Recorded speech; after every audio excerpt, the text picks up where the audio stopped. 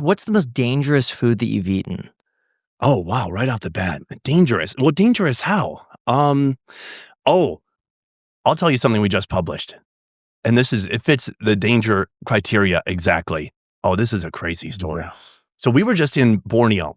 Borneo is the largest island in all of Asia, and I believe the third largest in the world. And there they have a food known as pufferfish. Now in Japan, they call it fugu.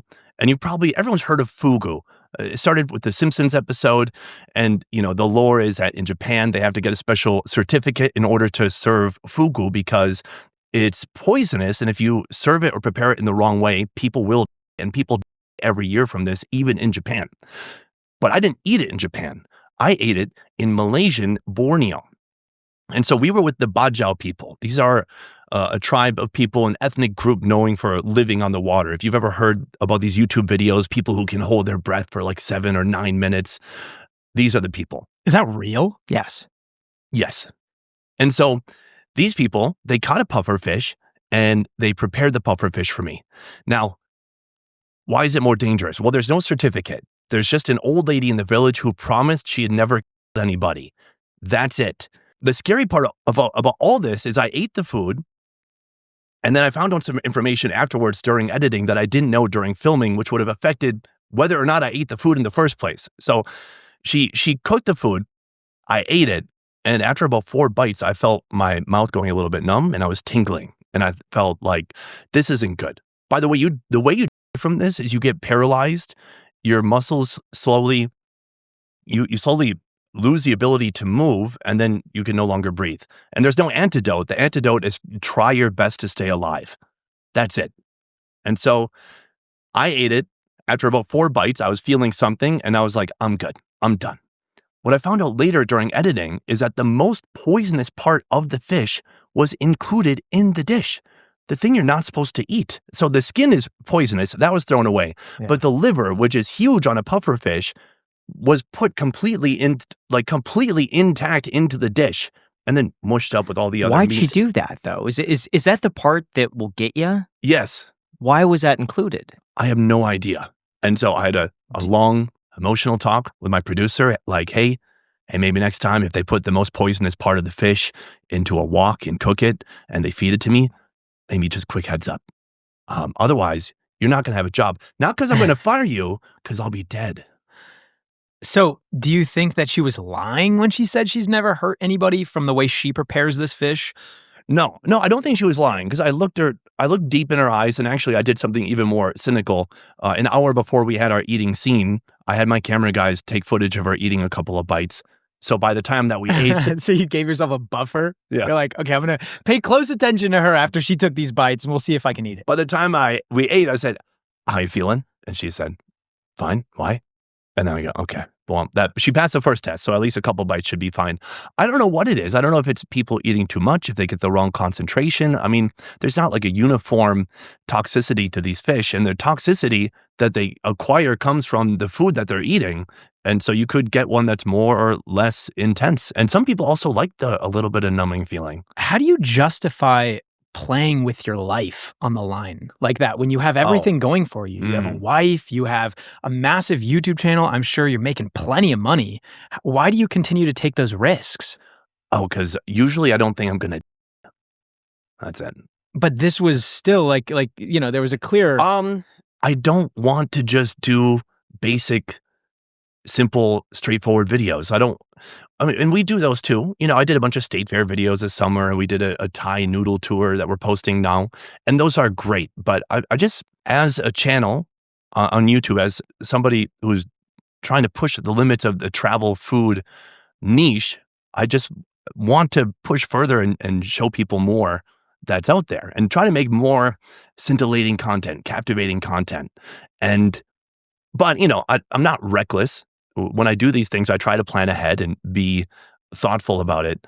But we try to find that edge. We try to find the line and push it a little bit. What recent ideas have you vetoed? There's not many things. My team is interested in going to Russia. We're all interested in going to Russia in December. and they're pushing for me to get my visa, but we haven't done enough research about can we actually go there with cameras. We've contacted fixers there. So a fixer is like a local guide or producer who say, yeah, you can come and film here, no problem. But you always have to be careful for that bias. I would say if you're going to go to a place like Afghanistan, don't just trust the local fixers who, when you leave, are still living in Afghanistan. And so you have to be a little bit careful with the advice that you're getting and who you're listening to. And so with Russia, I said, let's pump our brakes. Let's get a few more opinions from local fixers, and let's maybe hear from some Americans who have traveled there recently too, filming and see what their experience was. What about North Korea? I'm interested in North Korea, but the Americans aren't allowed to travel there anymore. And if you do, there's like 4 very specific exceptions in which you're allowed to travel there. But after Warren Beer tragically was, imprisoned and then later for stealing a propaganda poster, they've restricted people from going into North Korea. And I used to live in South Korea, and I visited the demilitarized zone. That's where Trump met Kim Jong-un. But I've never actually been in North Korea. It'd be interesting because of any language outside of English, my Korean's pretty decent.